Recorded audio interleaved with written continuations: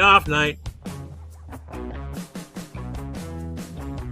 Welcome your host and MC, Mr. Mark Sweetman. Hey, here we are. Let me get the sound off of this thing now. Hold on. Yeah. Perfect. All right. Got it. All right. Now, all right. Here we are. It's the off night. Welcome. I'm Mark Sweetman, your host and unqualified tech advisor. Welcome to show number, what are we up to now? 297. Oh, we should do something special for our 300th. Or for our 6th anniversary, which will be April 1st. Sometime around April 1st, will be our 6th anniversary. Going into our 7th year. Can you believe that? All right, let me get Andy back out here. Sorry about that. Oh, all right, there he is. Yes, can you going into our 7th? It'll be 6-year anniversary going into our 7th year. Wow, one follower per year. That's what we got. I appreciate that. You know, yeah, not bad, not bad. What can I say? I haven't really done a lot to promote it though. And here I am out in LA where I should be getting guests, but I'm not. I'm helping my kids set up their house and stuff. So there you go. It's good. I'm more interested in that kind of stuff now than comedy. Although T-Barb, remember, she used to be our co-host here on the show. T-Barb is hosting the show at the Comedy Store Thursday night, so we may go out and see her out there. Oh wow! So she made it to. Did she go out there permanently? I think she still lives in Detroit, but I think she has established some sort of place out here because she works out here a lot. So yeah. I did the same thing. I was back in 83, 84. Just about the time I was starting to get paid at all the clubs in Michigan, I said, let's test the grounds. And I came out here and I did an audition at the Improv, and I passed the first time. Oh, nice. And then I said, well, I don't live here yet. And they go, what? Yeah, come back when you live here. So I came back 2 years later, and I had not moved out there completely, but my brother lived on Sweetser, which was just a couple of blocks over from the Improv. And so I used his address and said, yeah, I live there. So, and you didn't have to prove anything back then. Back then you just said, you said something and everybody believed you. So, and then I ended up moving out there permanently in like 86. Did you see a comedy, being a stand-up comedy in a university's program or a university's, what are they called? Classes. You know what I'm saying? Well, back then there was a university program. I think it was at Ohio University in Athens, Ohio. That school, it's a Mid-American Conference school. Okay. But they were offering classes in comedy writing and stand-up comedy and stuff. Oh, I see. Well, I know that there was classes for Irma Bombeck. So they actually somewhere they have classes at one of the university where they're actually. Yeah, I remember she used to. Yeah, she was like the guest lecturer. It was a great deal. They put her name on it. She had to come and give like one lecture a semester, and then it was taught by grad students and stuff. Yeah, that's probably the way to do it. But those back in those days, they were called humorists because they were making them. They were not going for comedy stand up. They were going to write for like the paper. Yes. Well, Art Buchwald, Irma Bombeck, exactly. in a lot of ways, Bob Talbot was kind of that way. Bob Talbot, not as funny, obviously, but we had a guy here in Detroit. He ended up leaving here. In fact, because he left here, Mitch Albom got his spot. But do you remember Mike Downey? He used to write for the Free Press. Oh yeah. He was funny. He ended up coming out here to LA and worked for the Times. He's since passed. Let's see, Art Buchwald. Who else were the humor people? Mike Royko. Yeah, not so much. He was more of a hey, I know what's going on in Chicago type of guy. Yeah. No, the one I'm thinking of is the guy from Florida. Calvin Trillin was a humorist. Yeah. Oh yeah. A columnist. And who's the guy from Florida? what's his name? He very popular like during the 80s. He was like hammering out books left and right. Oh, I know who you're talking about. What was his name?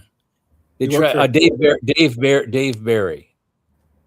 Is that who you're thinking of? Dave what's Barry? that? Dave Barry. Dave Barry, you're correct, sir. Yes. Yeah. Yes, just like a Jeopardy thing. You are correct, sir.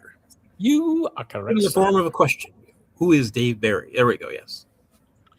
Well, we're stalling for Susan because Susan had rehearsal for her with her group that's going to Carnegie Hall. We mentioned it before we went on there. I'll mention it here. Susan is. Oh, she just sent me a text. 5 minutes. She'll be here in 5 minutes. Okay. Anyway, she's performing with her group. Actually, it's a combined group.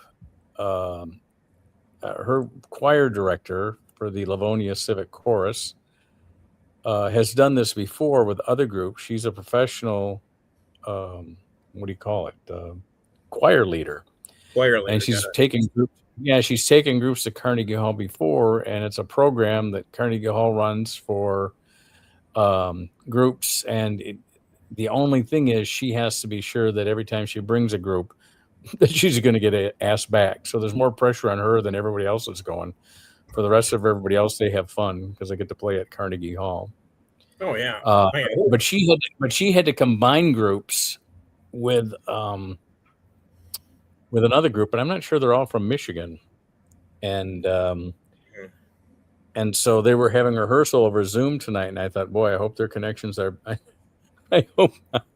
I hope their connections are better than ours are. Can you imagine us trying to do choir rehearsal where everybody's got to be in sync and you got to be able to hear everyone else? And... No. Basically, we're doing. What I found out about Forbidden Planet, they didn't have any music on Forbidden Planet. It was all sound effects from instruments, quick squeaks and wheels. You know. Where's this at? I was watching this thing about Forbidden Planet. Oh, okay. And the music for Forbidden Planet, there wasn't any music. It was all like sounds from mechanical things, like, you know, right. Quick clips, words like this, radio stuff. Well, you know what? There are artists. It happens every 5 to 10 years where somebody comes up with the idea. Like they thought of the idea, but it's been done so many times where you take everyday items and try to make musical instruments out of them, you know. Oh yeah. Yeah. I'm sure that's how a lot of musical instruments were actually created. Was just somebody trying to figure that out. Well, let's get and Susan said 5 minutes. Let's get Jason out here. I don't want to. Sure. You can hold on. Just wait. We'll stop and let Susan read her poem as soon as she gets here. But here's Jason Grant, the other part of our unholy trio. Wow. Yeah, the white men with beards. Yeah. White men with gray beards. With me, beard means so many things. True. You know, the music for they couldn't call it music for Forbidden Planet. They had to call it electronic tonalities. There we go. To get around union rules. Okay. And it was a man and wife, and they were using a lot of surplus World War II equipment, and they're actually pioneers in electric sound, in electric music, and whatnot. And Forbidden Planet was one of the first movies. You know, it was the first movie to actually employ that for the entire sort of thing. Now, after that, of course, you had a lot of Roger. This has been Jason Grant's things you didn't think you needed to know, and probably still don't. It's either that or I lead with that I was reviewing the mysterious plane crash of Senator Paul Wellstone, but you know, I mean, oh man, that again. That old funny. Let's talk about that Titanic. Come on, let's talk about the conspiracy theory of the Titanic. Let's go with that. I got Titanic. How about the Lusitania? At least that one we know. I got the Titanic tattooed on a place on my body, and yeah, there you go. Yeah, the sort of humor you're used to hearing from me. It's again, Forbidden Planet was one of those. It's a pivotal film. It is when they started taking science fiction seriously. Yeah, exactly. A lot of times, the rest of the time, it was just badly shot on some bad backstage with a Rubber Monster. And Rubber Monster was my dancer name in the late 70s. But, At any rate, what's going on in the world, guys? Besides, Susan! Well, we're going to find out here in just a Susan! second because Susan's here, so we're going to find out what's going on in the world. So, Well, I'm just going to shut up and Susan, listen to how do you get to her. Carnegie Hall? Talent. Not practice at all. Practice. So Mark told you, Yeah, huh? Yeah. Well, I had to give. I had to waste time for 10 minutes. So yeah. It's called vamping. Anyway, Do you want the poem? You look great, Yeah. as always. Thank you. Oh yeah. We can put that on. I had to be on a Zoom, so I tried to tidy up a little bit. Oh, you look great. All right, here's your poem if you want it. Cool. Mark didn't do it already? No. Okay. We're waiting for you. All right, here you go. January 19th, 2026. It's Martin Luther King Jr. Day here in the US of A, but no free admission to national parks. Trump took it away. Two Spanish trains collide. Sadly, many people are dead. And Kiefer Sutherland arrested for assaulting a driver in the head. Prince Harry is back in court. Another case against the press. Harry's third major case against media, and it really is a mess. Did they hack Harry's accounts? In court, they'll have their day. Tabloids accused of illegal hacking. Preposterous, they say. We won't be blackmailed, says Greenland's prime minister. Is Trump batshit crazy, or are his plans really sinister? Europe is pushing back. Emergency meeting held in Brussels. On Trump buying Greenland, America, show us your muscles. Ooh. But all the news isn't bad as we search and find such fault. Let's celebrate because Jordan Childs got a perfect 10 on the vault. Ooh. And that's your poem. Thank you, Susan. You're welcome. It's a wonderful poem, Susan. Mark put me on there by myself now that the poem's done. Thanks, Mark. Ah! Yes, Jordan Childs. She were you got not a on 10 on the vault in her college competition thing. That's a big deal. And I'm hoping she goes back to the Olympics, I guess, in 2 years. Is that like pole vault? The vault is where they run and then bounce off that pummel looking thing. Yeah, okay, pummel horse. All right. It's not the pummel horse, but it's a vault. It's similar. It looks similar to the pummel horse. I don't know how else to describe it. It's a vault. You know, they run up to it. I always think Mary Lou Retton that was thud thud thud thud thud. Well, I'm used to athletic women running opposite from me and away as fast as they can. So, Mark, why is the view? Thank you. There we go. Well, I think he's running this off the UNIVAC that he's got out there. Because I am an unqualified tech advisor. That's why. We're just gonna have to buy Mark his own laptop. I have my own laptop. That's what I'm using. Ah, we need to buy Mark. We need to buy Mark somebody else that knows how to do what he's doing. Well, there's that too. No, Jordan Childs. I know she's a fine gymnast, but I can't hear her name without thinking of Jackie Childs. Every time I hear Jordan Childs, I think of She's an Olympian with gold medals, and she's amazing. And I think I want to hear her. I want to hear her describe a Twix candy bar, though. All right, I gotta go. Jackie Childs. Oh, okay. I popped out of my rehearsal, which is still going on, so I'm gonna pop. Oh, you're still got rehearsal. Okay, thanks. Yeah, thanks for doing that. I appreciate a lot of business stuff we had to discuss. Now we're getting to the nitty gritty. So you still haven't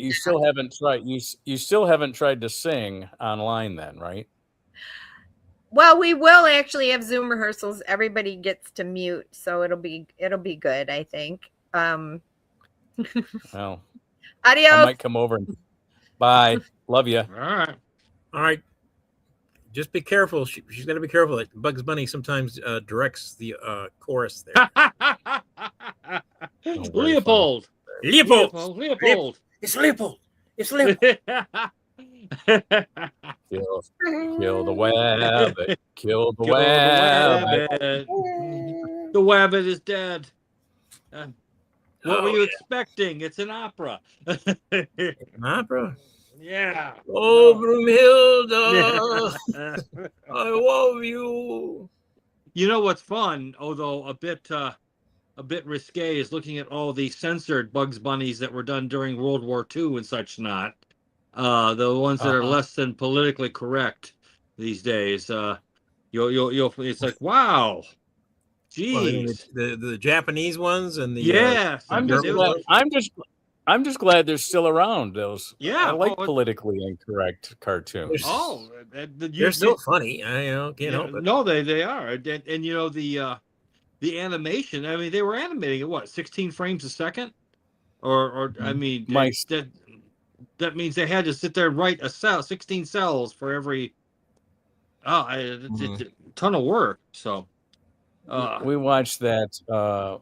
I can't remember the name of the movie, but it has something to do with USA Police. The USA Polices the World or something like that. It's done with marionettes. Did you ever see that film? Oh yeah. Team USA. I think it was Team USA. Team America. Team America. World Police. That was the name of it. Yeah. And I think, my son. Kim Jong-il. After watch. Go ahead, because yeah. I'm so lonely. Lonely. My son is singing that now all the time. It's kind of like, it is so wrong. We hate you. Heartbreaks, we hate you. Stand right. Oh, you want to make inspections? Stand right there.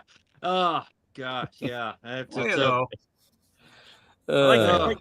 like the chair that the guy always came in. He zoomed the chair and he kind of whips around.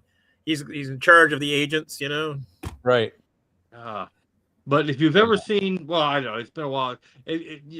Go back and look at the Thunderball scene that pretty much is stolen from, that every James Bond ever since then has been patterned after. And I so want that control panel and that meeting room. You just press the button and you get to electrocute the subordinate who disappointed you and then dump their corpse off. It's like, oh my God, that is just so. Some things never go out of style, and that's one. And nobody will ever. The genius was they actually had two puppets have sex. That was amazing. Yes, they'll never be able to duplicate that because that was done perfectly. Every position they could have possibly thought of was done by those puppets. Yeah. Oh my God, you guys are talking about puppet sex, and yet you shake your finger at me for my lascivious commentary. Well, it's like science fiction and puppets are the same thing. As long as it's not real, we can talk about anything in the future. Anything with wood. Okay, there we go. Yeah.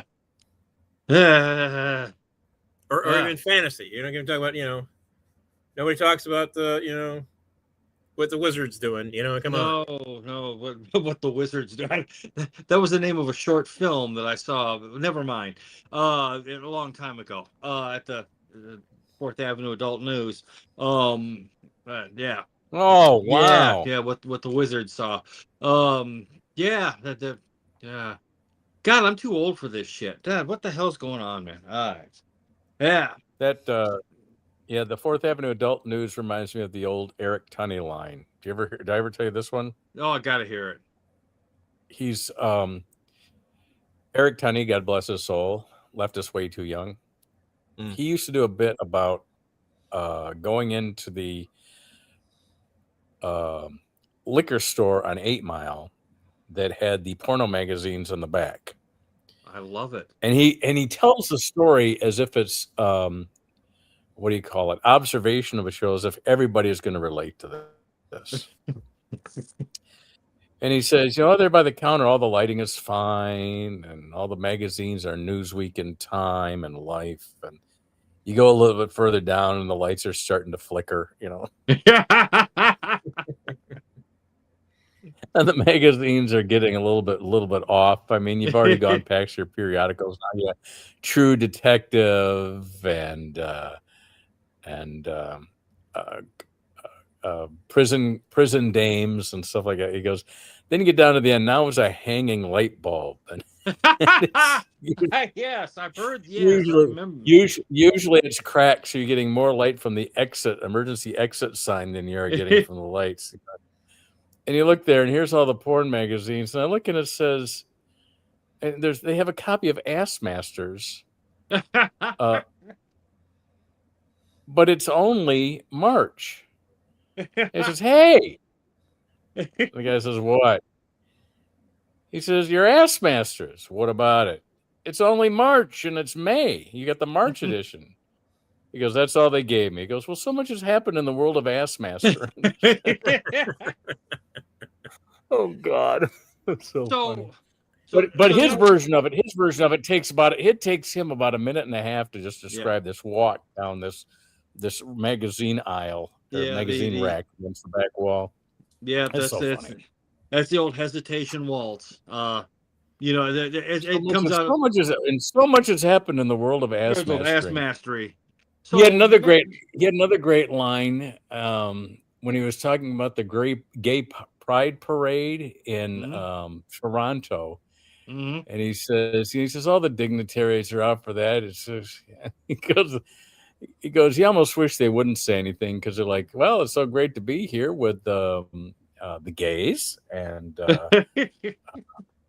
I won't be able to stay because I have a pancake breakfast or something. So he says, I just want to say hello, and you did a fine job on your floats. You still call them floats, right? Or is there something more gay than float to call these things? God. Oh my God. So what was the seediest neighborhood you ever had to perform in?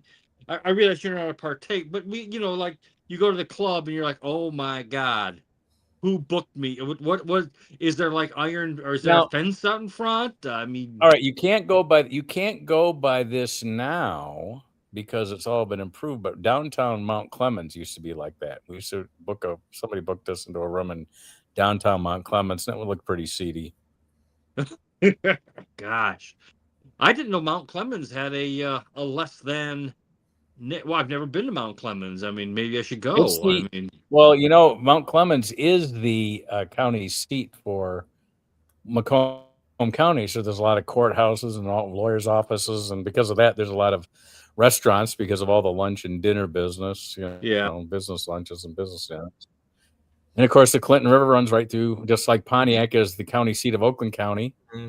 The Clinton River runs through both those towns, Pontiac and Mount Clemens. Pontiac is the county. Oh my God, did not know that. Pontiac is the county seat of Oakland.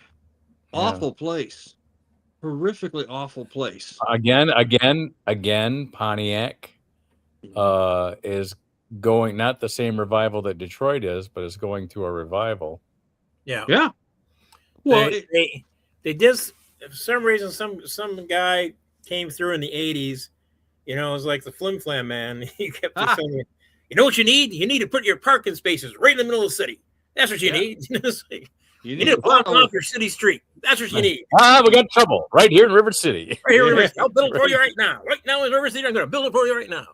Let's cut off all commerce.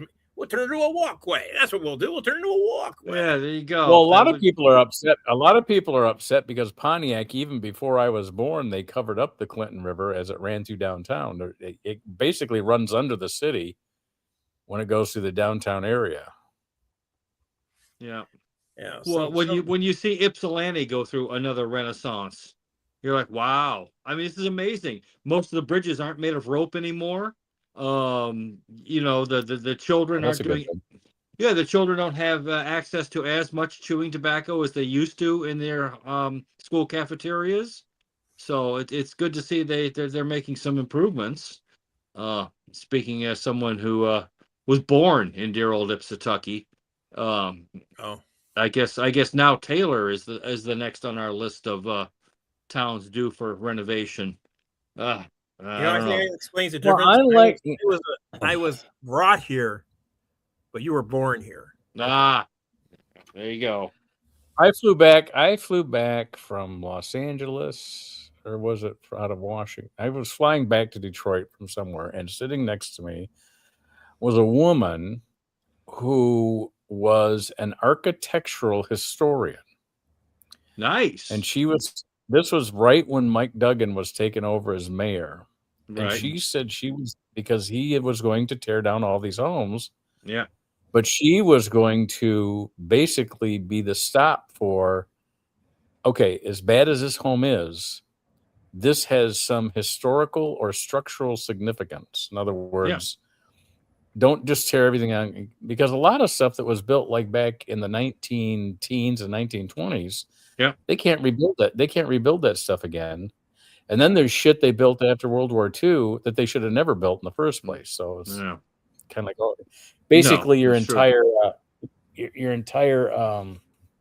what's that community down there at Fenkell and Lazar, Brightmoor, all of Brightmoor. That's pretty much gone now, and it should be. Really?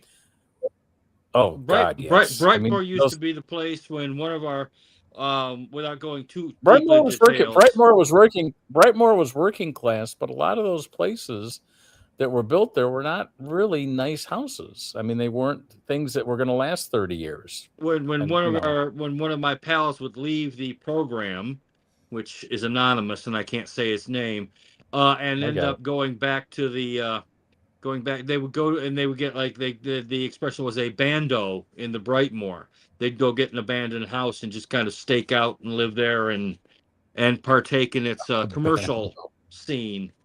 And it was to hear the Brightmoor's being torn down is thrilling. Isn't there a golf course that borders that neighborhood? Am I wrong about that? Yeah, it was named after one of the tigers, and I'm trying to think of what is Billy Rogel was a tiger and became a city councilman. Yeah. And Rogel is gone now. And Rogel has got my here's my brush with greatness. Here's my humble brag. Yeah. I played golf at the Billy Rogel with my brother and Bill Sheft. Name Bill Sheft mean anything to you? No. He was the head writer for the David Letterman show when he went to CBS. He wasn't with him at NBC, and I knew him before either one of those shows was on. I mean, we're talking about back in the early 80s when he came to Detroit to play the Comedy Castle. I would take him out and we'd play golf. His uncle was the golf writer for New Yorker magazine. Anyway, enough of my bragging. Enough of my. So you're saying enough of my course, that particular golf course is gone? Billy Rogel, both the Billy Rogel golf course and the Rouge golf course are two, and Bill will tell you this too, two of the finest public golf courses on the planet. Really? I mean, they were really well cared for. Oh yeah, really well cared for. The Rouge is still around. The Rogel Park, they sold it to, I can't think of the name of the church, but it's the one where both Rosa Parks and Aretha Franklin had their funerals on 7 Mile there. It was sold to that church, and they were going to create like a senior housing development, pretty much for their parishioners. Yeah. But that fell through. Now it's a bunch of it's land that's growing wild now. It's now part of the landscape now. Here's a question for you, Mark. You live a little bit closer to the Big D than I do, obviously. They are thinking about putting in a sales tax in Detroit. Mm-hmm. I think it's a horrible idea.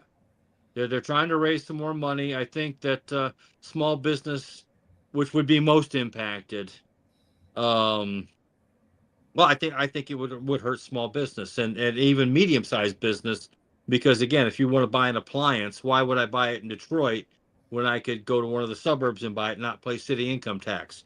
You're there. What do you think? I think if they're doing it to reduce the income tax, it's probably a good idea. Okay. I was watching on on Channel 4, and they're saying like they're going to have to go through the state legislature. Yeah, the state legislature has to approve it. They can't just make a tax for their own city. It has to match a universal tax throughout. If it's going to be a city tax, every city has to have the same tax. Yeah. No. You can't do the income tax is different for every city.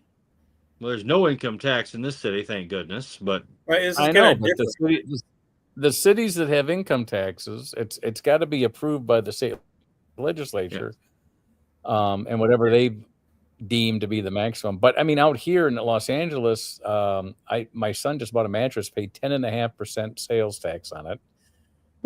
8 went. Well, 8 went to the state. They do it like foreign a person from outside. If you tax the person outside and leave people inside without being taxed, because the idea is we already do that. We already do that because our rental cars and our hotel rooms are super taxed in Michigan. Okay. Got it. And in New York, they're super taxed. I mean, I'm going with my wife for her Carnegie Hall visit, and they're also they're trying to offset the state taxes that are lost when everybody buys their appliances online.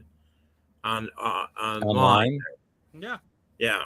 So that's one of the things to figure out how to. They don't lose that anymore. But they don't lose that anymore because if you look at the online, you'll see that your tax is added into that if you're looking. Well, as you know, I'm just regurgitating what I saw on Channel 4. There we go. That's one. Oh, okay. Well, right. I don't know. I don't think the sales tax used to be 6% in Michigan, and now it's 4%. I don't know if you remember that or not. Yeah, I do. Oh no, no, they raised it. Did they raise it? They raised it. What was our sales tax? It was 4. It went to 6. But it matches. It was 4 now. It matches the other states. So. Yeah, we also reduced our income tax when we raised our sales tax. Yeah. So. Well, we've become the biggest drug dealer in the Midwest, so that helps. We were the first ones to have recreational pot. So so we have. And guess what, the stores near the border with Indiana and Ohio are the largest ones. Yeah. So are you kidding? If I were down there selling weed, we need those.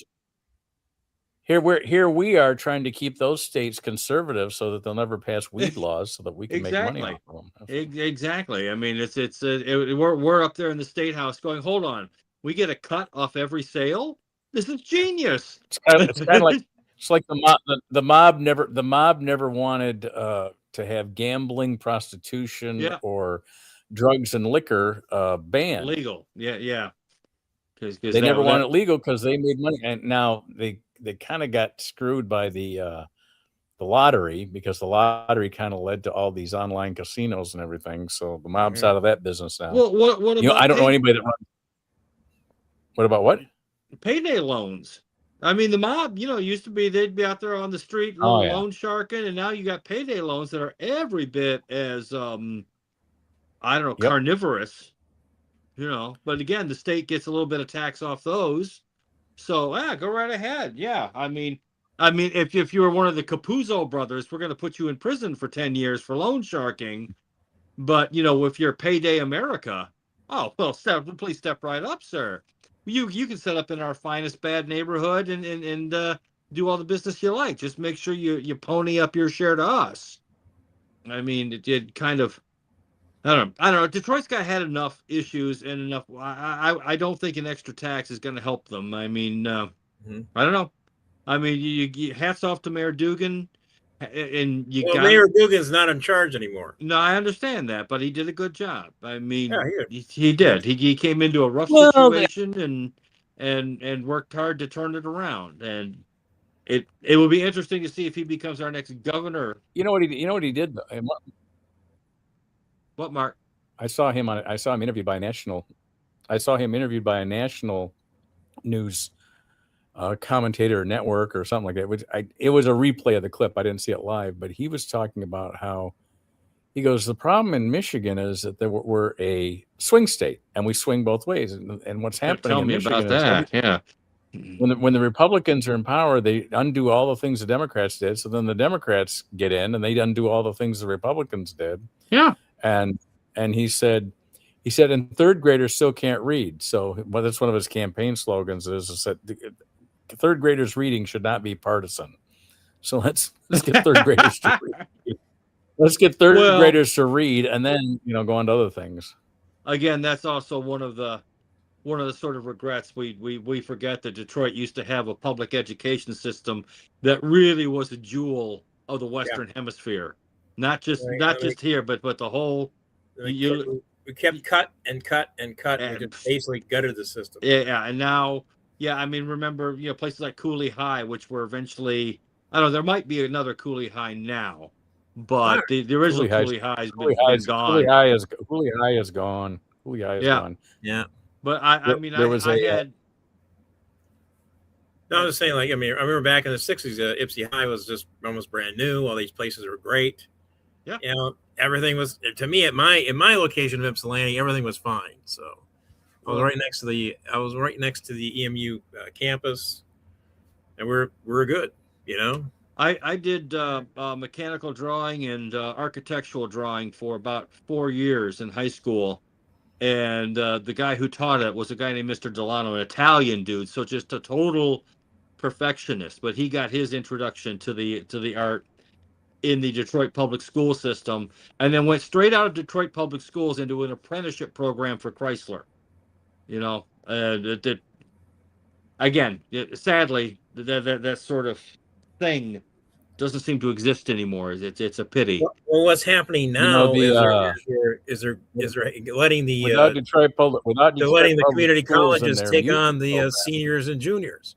Yeah, they're going to go up there. You can do the same classes, but you get college credit for it, and then you can basically go up and you do 2 years of college to get your degree. You're pretty much going to be at WCC for the first 2 years, and then 2 years at a regular college. But all that WCC stuff is That's free. what my kids are doing. So really, how many kids? My son who's going to college had my son who just got his degree. It's like, really? Am I on mute? Am I talking too much? Well, you just got to remember, Mark. No, I can hear you, Mark. The thing is, you're just like a second and a half. You were talking about your sons, and I'm just curious, Mark. How many kids do you still have going like to college? Are you still like shelling out the big bucks for the whole affair, or what's that? The kids in high school can go to Washington Community College for free. I understand. Did he not hear us? Apparently not. Andy, we're doing the whole thing. We're all getting like a second and a half out of sync. You can't hear me? We can hear you, but it's delayed a little bit. I'm just asking Mark how many kids he still has in the public schools. Well, you guys are the same to me. And then you answer. I got you. Just move on. Can't remember. Move on. I have at the current semester. I have 2 kids in college. Mm-hmm. That's not too bad. And both of them are still on either grant money, scholarship money, or money that we saved. So we haven't run out of money for them. My son that just graduated in December, he ran out of money, the money that we had and the money the government had and the money the scholarship writers had. Yeah. He ran out of money last year, so it cost him $18,000 to graduate. But he should be able to pay that. He's not too worried about that. Some of these kids will get $60,000 to $80,000 debts, from going to school. That'd be me. He's got $18,000. He's not. Yeah. I'm not concerned about it. His brother that went to Purdue had at least that much. I think his older brother had $28,000. He paid that off. So nice. Went to Purdue. We'll see. Yeah. Good school. What did your kid that went to Purdue? What did they study? He studied engineering. Oh my God! Well, yeah, Purdue. What else would he study? Well, of course, Neil Armstrong. Was Neil Armstrong his professor? Exactly. Yeah, I mean, no. Yeah, no. My stats. Neil Armstrong was way too old by then. Yeah. No, my stats professor was from Purdue, and he would never let us forget it either. Good professor, but to say the course was rigorous is something of an understatement. But yeah, that was back when I still had some. I remember when he was trying to decide between Michigan State and Purdue. The director of the Little League basketball league he played for found out. He says, "Oh well, as a Spartan, I'm going to hope that you go to Michigan State, but I work for Ford, and trust me, if you want to work for Ford, you want to go to Purdue." Yeah. Yeah. Well, the thing about Michigan State, though, they have a better particle physics program than the University of Michigan does, including a rather new and rather impressive particle accelerator, which we took our reactor out and built a sustainability center. It's like, oh, great, we can learn how to mulch. We can explore the inner part, the inner parts of the atom, or we can learn how to mulch. And it's like, this is a step backwards. You know what though? That sounds like one of those school mascots that if they didn't already have the Wolverines would be the Mulchers, you know. And here come the Mulchers taking the field. Here come the fighting Mulchers. No one wants to sit too close to them. Hey, it's the Dexter Decomposers. Come on. It's the bus with the windows that are always open. Doesn't matter what time of year it is. The mulch. I mean, decomposing. Unfortunately, my math skills were not anywhere near good enough, but I have a passion for particle physics and nuclear engineering, but I don't have the mathematical skills that are necessary that you have to have. And the thing is, Michigan State's program and Purdue's program are two of the best, in the country. Mm-hmm. And used to be Michigan's was as well, but now, like I say, it's they're like, oh, well, you should learn how to put plants on your roof, and it's like, oh, you gotta learn to levitate in the room first. You gotta be able to do the Zen chant and be able to kind of hold hands. That's part of the program. We gotta get to EMU, we gotta hang on, and that's about it. The instructor has to come in on a pillow and not touch the floor.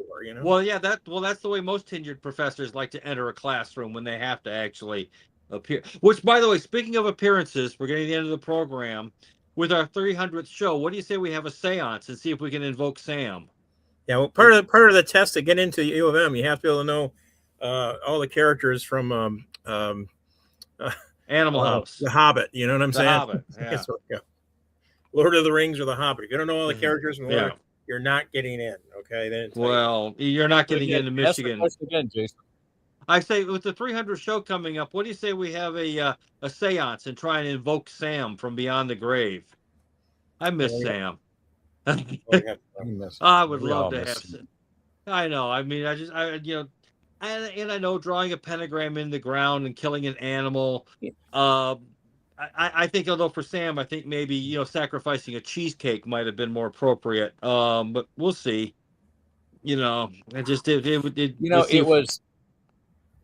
He was the baby, and I know he outlived all of his siblings, but still, they lived into their 90s. I thought for sure he'd be around for at least a few more years, but he was sick those last 4 years. So I appreciate the fact that it couldn't have always been easy, that he made the effort to get on and be on and do his thing, when it couldn't have been easy.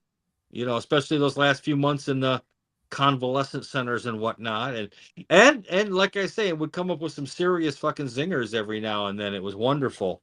But by the same token, I don't know, you know him better than I did, but I don't think he's the type of man who would have wanted us to mourn forever. I think he'd rather be remembered in sort of a positive fashion, and with some smile and humor about the whole affair. Yeah. Or I don't know, maybe not. I don't know, but that was always. I mean, it's like we said we were mourning the guy, and we say he's gone. He's not gone. Well, he's basically inside us. Yeah, well, every time every time we get here, you guys are talking about everything that he's done. So it's like, they never actually leave. So. He's in my head saying, "Vote Democrat, you Republican cocksucker," but I mean that in the nicest possible way. Oh yeah. Which you got delivery? Oh, do you think we're gonna go and invade Greenland? Let me tell you. I am like 2 years ago I thought it was just a joke, and now I'm going, oh my God, he's gonna destroy NATO by invading. That is a Bugs Bunny plot invading Greenland. That's the It's kind like- of thing. It's Bugs like Bunny Elmer would've- Fudd is in charge here. Yeah, Like, yeah. I really want to invade Greenland. We're Why? Because we're going to invade get the Nobel Peace Prize. It's like, so- Marvin the Martian would be like it, leading the invasion. Earth-shattering kaboom. We're going to invade Greenland. I want the Nobel Prize, but I'll invade Greenland. And I'm going like, some big shaggy why? polar bear. I don't understand why he's going back to this sort of 19th century version of, oh, we're going to get this, we'll make it a colony, we'll take it for free. Because Greenland has become important. It is a gateway it is more than a gateway to the Arctic, where there's estimated a huge amount of oil deposits.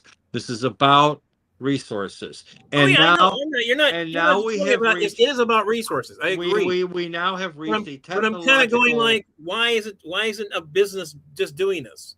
Why isn't Exxon going over and say, hey, can we drill? Will that be okay? Maybe that's part of his plan, is to get the Europeans to finally get off their asses and at least garrison Greenland, which it needs to be. If we're not going to do it, they have to.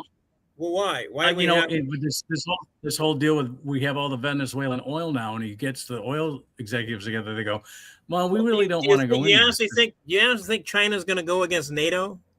Well, to get to Mark's point, going into Venezuela, especially the American companies are like, hold on, we've had our assets nationalized not once but twice. So we're not really ready to, much as like we say, we don't stick our ding dong and crazy. The oil companies are pretty much of a similar sort of bent. So Venezuela, it was basically there that he went in to get to denationalize the oil companies. No, he went after Venezuela because that was the major point whereby a lot of the black market oil that is being used to fund the war in the Ukraine, that is how they were doing it. Venezuela was the friendly. Remember Meyer in Godfather 2? Michael, we finally have what we always wanted. A government that's willing to do. We're bigger than U.S. steals. Well, that's what Venezuela was. It was a company that was playing ball with the biggest gangsters in the world, and that's why they have a shadow fleet that numbers now into about 200 oil tankers. Yeah. Are we okay, Jason? Yes, sir. You seem to be studied on this. I'm not really. Yes, sir. But are we sure that the Chinese and the Russians can't bomb the shit out of us? Probably. The Russians. The thing is, they could. But if they do, it sets off. It's like one of those things. If you want to die, if you want to destroy the world, then do that. Mutually assured destruction. I mean, so the question is then. By the way, does this mean we're getting the hands closer to midnight? And the answer is yes. That's exactly what's happening. Yeah, because if I'm concerned that if anybody starts off, even if Israel bombs Iran or something, if somebody starts a nuclear war, we're just gonna it kills everyone. No, it destroys the entire world. The nuclear winter will kill everybody. Yeah. Well, and the thing is that once one party starts going, everyone else is going to jump in. So I mean, no, they've war gamed this many years now, many times. And anytime there's any kind of a nuclear exchange, even if it's not between the U.S. and the Soviet Union and whatnot, it ends with total world Armageddon because it begins to escalate. And so within about 2.5 to 4 hours, the world comes to an end. It is absolutely horrifying. It should scare the living shit out of you. Yeah. Unless AI takes over, and then they'll go, oh, well, we got to stop these people. Yeah. I mean, I'm going to be out there with a T-shirt with a target on it saying, come on, Putin, right here. Bring it. Aim one at me. Because, Putin keeps threatening it, and it's like, it makes no sense. Yes, it does. Even if he does, let me explain. Even if he does drop what he's saying, we're going to drop a bomb on Ukraine. Yeah. It makes no sense because what are you going to do? You dropped a bomb on Ukraine, but you can't get any of that land. You can't get any of that land for like 10,000 years. The thing is, well, guess what? Kiev is in Ukraine, and they still can't use Kiev land because of what happened at the Chernobyl site. Yeah, Chernobyl. Russia has lost this war, but they won't stop. And so the decision has been made just to choke their economy off from because again, through the backside, they're able to get enough money and supplies to keep the war machine turning. And it's, by the way, in the Chinese, who are triangulating this masterfully, because their attitude is the wise man sits on the mountain and watches the tigers fight. So they're more than happy to see us and the Russians go at each other while they sit there and bide their time. Meanwhile, they're probably just backing into Taiwan, going, exactly. Oh, this is lovely. What's going on here? Yeah, lovely. Hey, look over there, Venezuela. Look over there, Ukraine. Look over there, Greenland. Oh, what's this right here? The problem is that Taiwan, as well as Japan, most likely have nuclear weapons. They are probably they're definitely not declared. Taiwan and Israel have very, very close ties. It was Taiwan that manufactured the cell phones and the pagers that went and boom, that blew the hands off Hamas terrorists that were manufactured in Taiwan. Well, I mean, Taiwan is our main connection for circuitry. Programmed by Israel. Are those the ones that were programmed by Israel and manufactured in Taiwan? Manufactured in Taiwan, and Taiwan has what's known as the nuclear cycle. They have nuclear power. They have nuclear plants. Japan has the complete. They can reprocess and remanufacture their own fuel. The only difference between a weapons reactor and a non-weapon reactor is there is no difference. They are both nuclear reactors. And this is a good time to remind. This is a good time to remind everybody that we're comedians, and this is a comedy show. Comedy show. Yeah. Everyone. So when nuclear winter does come, please tune in every Monday. Nuclear Holocaust funny. That's what we're trying to do. Well, future Holocaust funny. There you go. Unfortunately, that's the game that's being played. I don't like it either. I really don't, because I'd rather us just go back to, I don't know, maybe making butter not so fucking expensive. How about that? Well, hey, how about this? How about you get married? Okay. Yeah. Well, I was thinking, if you get married, it'd be great. Now I'm single. But I had a choice of getting married or getting GPS, and GPS is just the same, Somebody all the time, but you do for the first year. The married guy has it better for the first year because at least he gets sex for the first year. But right? Yeah. Well, there's that. Same. GPS, married, just the same. Really. Yeah. Very funny. Very funny. Well, there's. I won't ask for specific details, but I was once told by a wise married man that for the first 2 years you have a jar, and every time you make love, you was put in my marble. Act. That was a line in my act. This joke has been and then after that you take a marble out and you never empty the jar. Yeah, you never empty the jar. You'll never equal those first 2 years production. Yes, Tim Allen did that in his new show. He talked about that in his new show. Same joke. Yep. Oh well, I couldn't tell you. I will have to take the word from you folks. Me, on the other hand, I'm just happy I didn't get an embarrassing disease that's difficult to cure and hard to explain. Well, at least till after my parents died, and then after that, it was like, Katie, bar the door, whatever. Who cares? I don't care anymore. I'm a walking DNA swab. Let's go. Well, hold on. Maybe I've said too much. We'll just leave it there. So that's my own brand of nihilism. At any rate, there you go. That's what's going on in the whole wide world of politics, and like I say, if we could find a way to turn the war machine down a few notches, I'd be happy with that. Because maybe we could do some things so kids aren't graduating with 70 to 18,000 to whatever, who knows how much money coming out of school just to be able to get a decent job.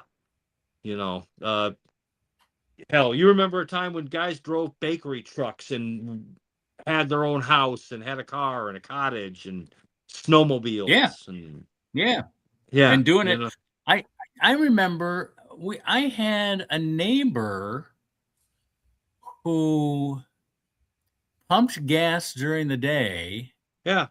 And drove a delivery truck at night, and he could afford a house, and his kids all got fed and clothed and everything. Yeah. Yeah. He did have to do 2 jobs, but that meant he did 2 jobs so that his wife could stay home, Yeah. Yeah, we laugh at Troy, or not Troy, but Taylor or Ipsy, but these people are freaking gentry compared to me. I mean, even the people on the east side of Ipsy are like, oh, Yeah. Well, it's like they went. Don't let him in here. He doesn't know. They became like professionals and in crafts. You know. Yeah. That's like when I get neighbors that complain that my kids. We actually got a letter, an anonymous letter from somebody complaining that my kids left their bikes on the front yard. And I said, those aren't just my kids' bikes. Those are a lot of kids' bikes. And they go, well, why do you allow them to put your bikes on? And I'm thinking, what, kids can't go over to other friends' houses? That's what we did all the time. We'd ride our bikes over. The bikes would be on the front lawn. Yeah, you left your bike. That way, if your parents don't know where you were, parents open the door at 8, and then you didn't have to be back till 6. If we put the bikes in the backyard, nobody could know if the kids were home or if their friends were over. Right. I just they're worried about property. We could be building bombs in the back, and Mom would just say, "Hey, all right, what are you doing? Here's some money to get some firecrackers. Just don't blow your hands. Bringing down the value of the property." Sorry. I get it, Mark. It's crazy, and it's just Again, of course, now write a letter. I think because it was anonymous, I think it was a local realtor that's probably trying to sell. Of course, there's no way that I can say this without again swerving into my super creep reputation. But you used to go around a neighborhood and you could start a baseball game in half an hour. Oh, hell yeah! Oh yeah. Now. And again, if I say, are you going around the neighborhood looking for kids? Yeah, it's like, okay, you're on the watch list. But you guys know what I mean. You know what I'm on. I'm not trying to be on the watch list. I mean, I'm already on it. Let's be honest. I mean, when they come. Usually it was kids going around finding other kids, not I'm about to say. I'm trying to get a game. On the day our school ended usually the 5th, 6th, or 7th of June. We always had a week of really no classwork got done after Memorial Day, but they always had to, I guess they had to have a minimum number of days. And that next day, whatever day it was, and because the days were longer in June, we were up at like 5:30, 6 in the morning. We were out to the ball field, and we were out there until the streetlights came on. Now we wouldn't play the whole day there, but there'd be kids coming all the time playing baseball. Yeah. And when school started in the fall, it turned to football. Football was played in our neighborhood. We had a field for baseball, but football was played more in the street, kind of like in the cities. Yeah. They had stickball in the streets. Two-hand tackle, that sort of thing. Two-hand touch. Touch. Sometimes one-hand touch. If there were girls playing, we had one-hand touch. If it was it was certain. I would never want to touch the girls, but that was me. Never mind. Let's not dwell on that. It's just one. Guess what? Is it over? I got to start running the music here. All right. Oh boy, we're at 58, man. I like to bring the music up slowly during these last couple of minutes. The thing about the 60s though is that they didn't have as much stuff to buy. You got one television set. You got one couch. It's like you got two beds. Everybody went down to watch the TV in the living room. Living room. There was no TVs up there in the kids' rooms. No. Nobody had spare phones up there. We're all connected. No, I had cameras in the kids' room, but again, that was something different. So I can't help. God, I hate this. We had toys. We didn't have to worry about bedroom. I had my baseball card collection. I had